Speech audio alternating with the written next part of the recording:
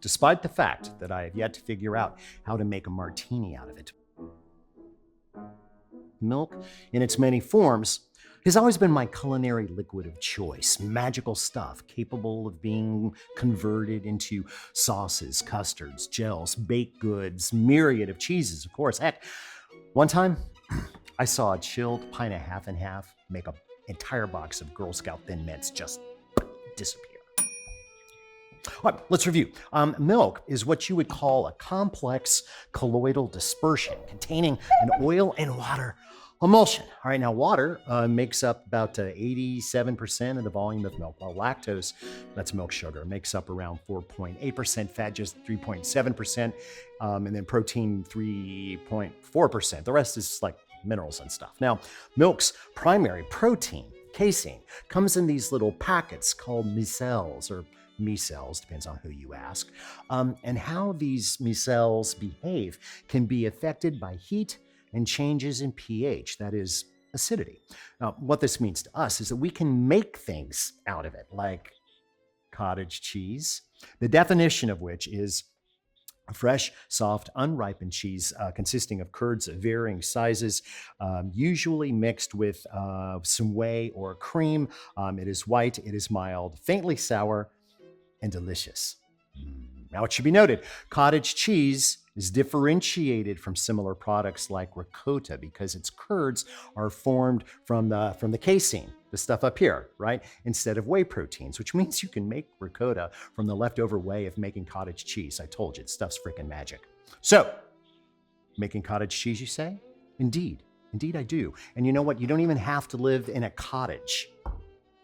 You know, that's why it's called cottage cheese. It was a cottage industry because up until 1920, most of it was made at home. Now, during World War I, our government promoted cottage cheese as a high-protein meat replacement, which may have kickstarted its 20th century popularity, which took off in the early 1950s with crazy recipes like this anchovy cottage cheese salad, and then reached a fevered pitch in the 60s and 70s when cottage cheese played lead in a wide array of salads, congealed and otherwise. Then was promoted as a fashionable diet food in the 60s, often featured in what was called ladies' lunches. Joined by its longtime retro sidekick, canned pineapple, cottage cheese was the last meal Richard Nixon had before announcing his retirement. Cottage cheese remained popular until the rise of stinky old yogurt in the 1980s. But it's back now, baby, because of protein, which apparently TikTokers require in copious quantities. Luckily, great cottage cheese can and should and will start in the home. And you will be shocked, I say, by how simple it is. The software.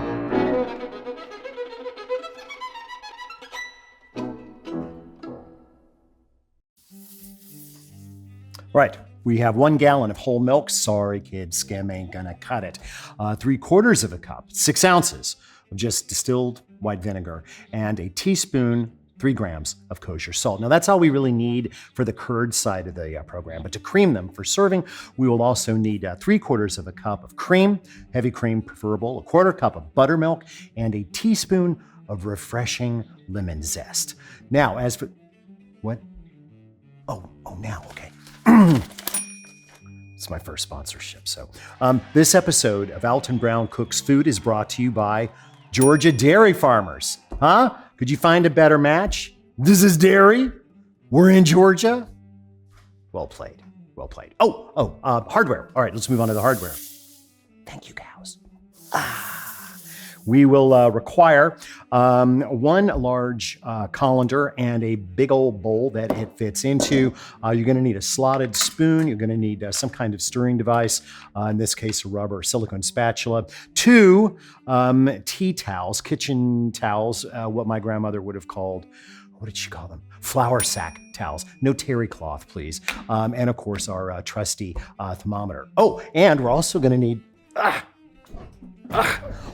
Watch out over on the big old pot. You see? Into said pot, goes the gallon of whole milk. Now crank the heat to, I would go medium, I wouldn't do hotter than that. And then stir just occasionally until you hit somewhere between 180 and 190 degrees, 183, perfection. Then kill the heat and pour in the vinegar. Now, if you just stir that gently, you'll see the curds start to form immediately. Resist the urge to stir briskly, or you could break the curds up and that will give you a very different product. I want big curds. There. Now just after stirring, I'd say about a minute, just cover the pot and leave undisturbed for 1 hour. And when I say undisturbed, I mean don't move the pot, just leave it there. Actually, you could do that without the lid, but all right, meanwhile, place the colander in the bowl, line with the kitchen towel, okay? You're gonna use a slotted spoon, a big one, bigger the better, to remove the curds. Now, an hour has gone by, or that wouldn't be here. All right, there. Now you're gonna very gently fish them out. Gently. It's gonna take a few minutes to get everything drained out. Resist the urge to tap, tap, tap, tap like this, or you'll end up making a much smaller curd cottage cheese than I intend. It's going to take a few minutes, but just take your time. Don't put any pressure on these young curds. They're very vulnerable at this point.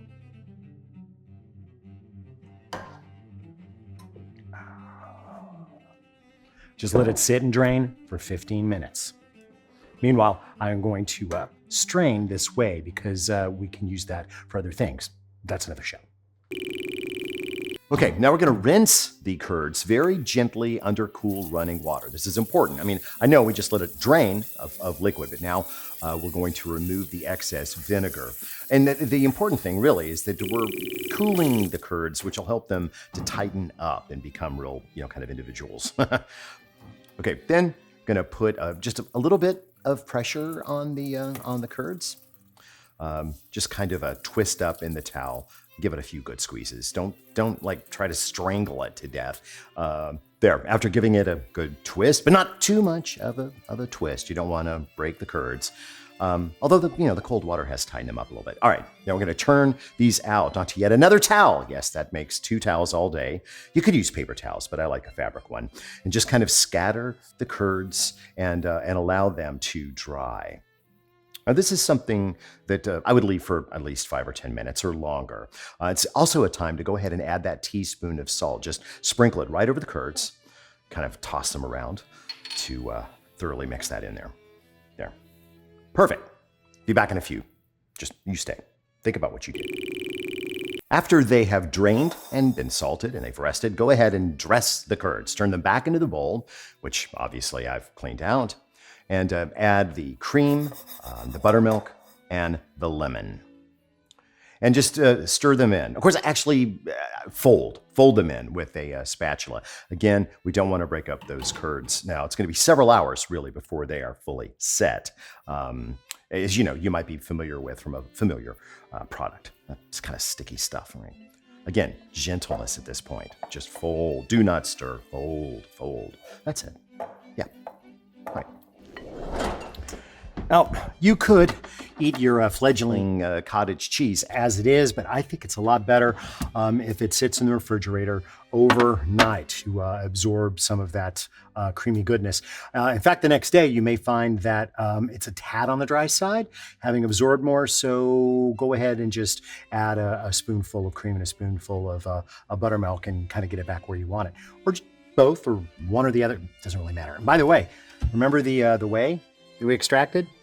Saving that because we're going to make, ricotta. But that's another show.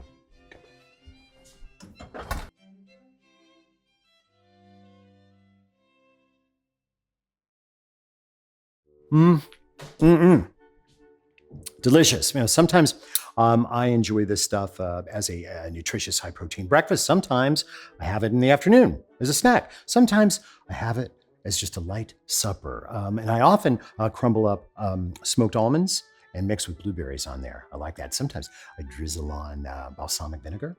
Oh, and then sometimes I make cheesecake. Oh, don't act so shocked. What do you think they made cheesecake out of in the days before cream cheese? That's right, cottage cheese. Just follow me on this. Step 1, crank your hot box to 350. We're going to deal with this in two parts. First, we've got the crust. Of course, it's a cheesecake. So we've got a crumbled crust. We've got 4 tablespoons of butter, melted, unsalted butter, 2 teaspoons of sugar, and 9, count them, 9 graham crackers. These go into the food processor along with the sugar.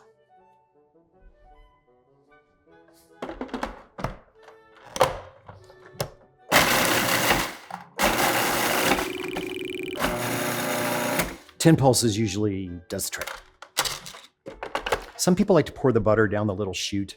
I just don't. About 5 more pulses, just till it comes together. Don't process it so much that it becomes a paste. There, that looks good.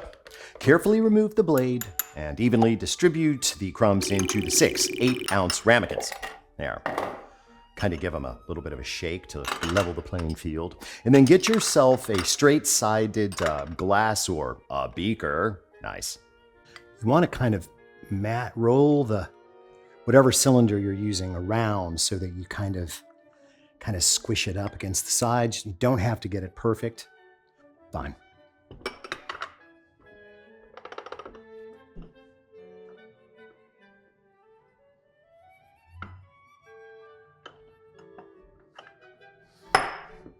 Into the oven for 15 minutes.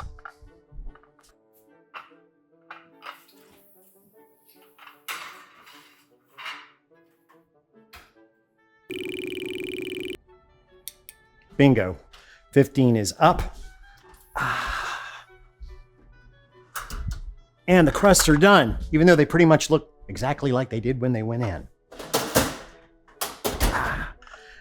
Cool these on a rack for at least half an hour.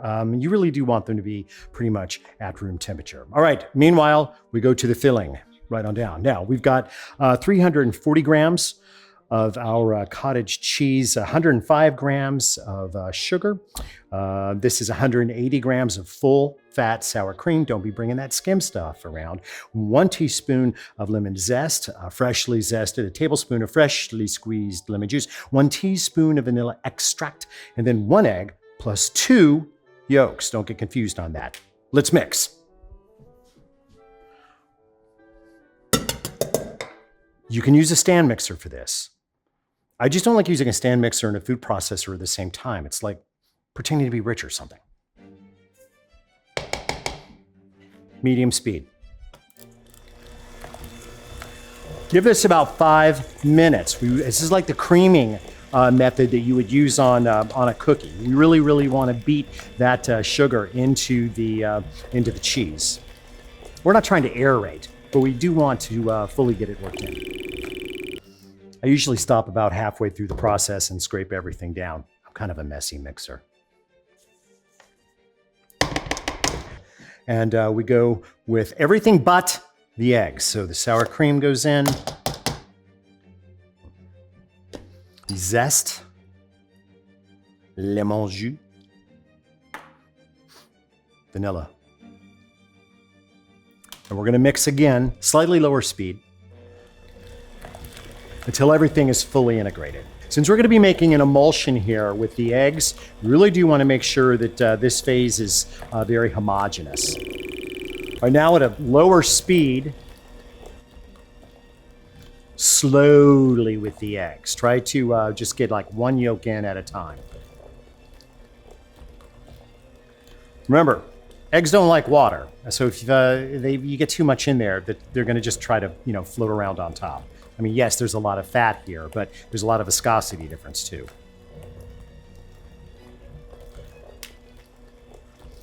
I'm going to turn up the speed just a little bit to finish.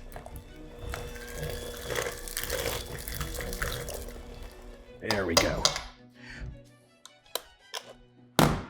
Now all we have to do is wait on the crust to cool down, and in the meantime, I'm going to lick these too. All right, our crusts are nice and cool, and of course the batter is ready.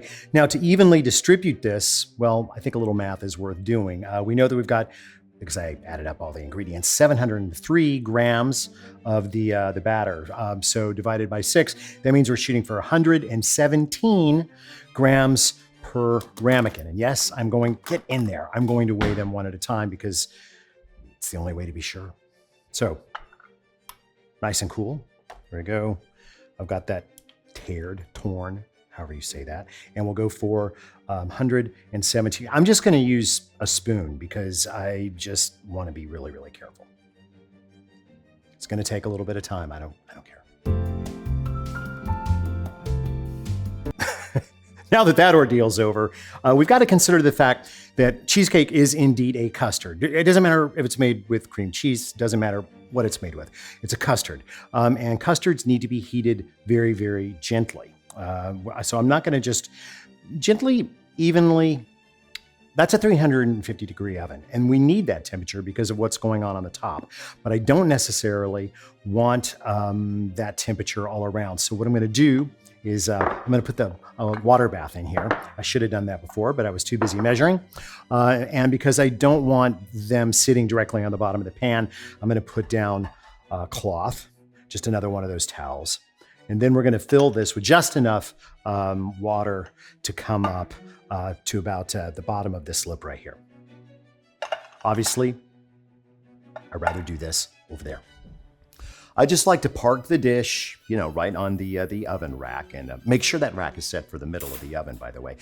Since it's hard to pour water, between these, I just take one of the ramekins out and add enough really, really hot or preferably boiling water to come about halfway up the side of the ramekins, then just replace that sixth and then carefully push into the 350 degree oven.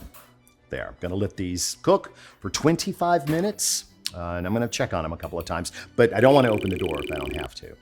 Now, when they're ready, they're not going to look quite ready. There's going to be a little jiggly in the middle. But remember, if they look done, odds are they're going to crack when they cool. Now, I like to see the final temperature hit between 150, 155 degrees max. There. I'm going to get these out, and as soon as I can handle the dishes, I'll transfer them to a rack to cool. I want them out of the water as soon as possible. Come with me, kids. So as soon as you can safely handle them, get them out of the water, cool them on a rack to room temperature, and then refrigerate for at least a couple of hours before devouring. And well, I'm not eating all of these. But they're small. I could probably have. Of all of Milk's miracles, I have to say that I think that cottage cheese is definitely in my top 5. Delicious, nutritious, obviously hugely versatile. In fact, I think I'm off to congeal up a batch of my family's special green Jell-O Cool Whip cottage cheese salad. See you next time on Alton Brown Cooks Food. Oh, and thanks again to Georgia Dairy Farms for sponsoring this program.